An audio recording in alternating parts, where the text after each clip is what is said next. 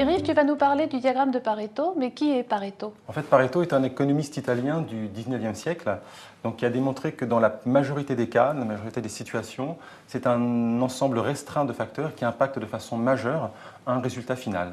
Et pour illustrer son propos, il a en fait conçu le diagramme, le fameux diagramme de Pareto. Comment concrètement cette loi de Pareto s'applique dans le cadre de la résolution de problèmes? Alors, le diagramme de Pareto a pour objectif, déjà dans un premier temps, d'identifier, de prioriser les problèmes majeurs qu'il va falloir traiter et d'évaluer en fait le poids de chacun donc, de ces problèmes donc, entre eux en apportant des données chiffrées.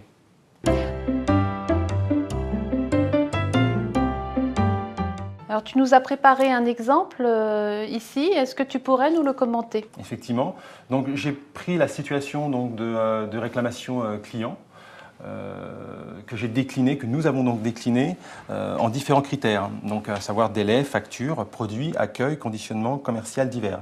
L'objectif a été finalement d'attribuer un poids à chacun de ces critères. Attribuer un poids, cela revient en fait à donner un pourcentage à chacun donc, de ces éléments. Et on le voit clairement, donc, dans le cas d'espèce, délai et facture représentent donc un poids significatif par rapport aux autres critères. Alors, comment pouvons-nous exploiter ce graphique avec l'œil de Pareto?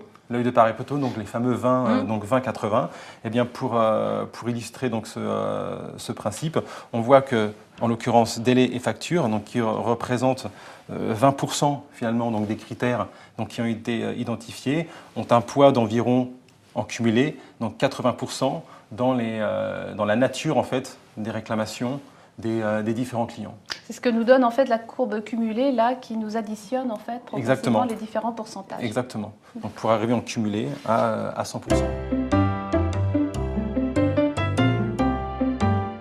Quel conseil donnerais-tu à quelqu'un qui veut débuter et construire un diagramme de Pareto? Alors, je donnerais en fait deux conseils. Le premier conseil, c'est d'abord d'asseoir finalement les différents critères sur lesquels il va falloir travailler. Là, on le voit, à partir donc, des différents types de réclamations, nous avons donc bien décliné une série de critères, de sorte que finalement, le critère divers soit réduit à sa plus simple expression et que l'on puisse véritablement donc, cibler les critères sur lesquels il va falloir donc, mener des actions. Le second conseil donc, que je donnerais, c'est d'ouvrir finalement la loi de Pareto, non pas simplement, comme nous l'avons fait ici, à un critère de nombre, mais par exemple un critère financier. Ce qui peut avoir comme conséquence de déplacer finalement le poids d'un critère.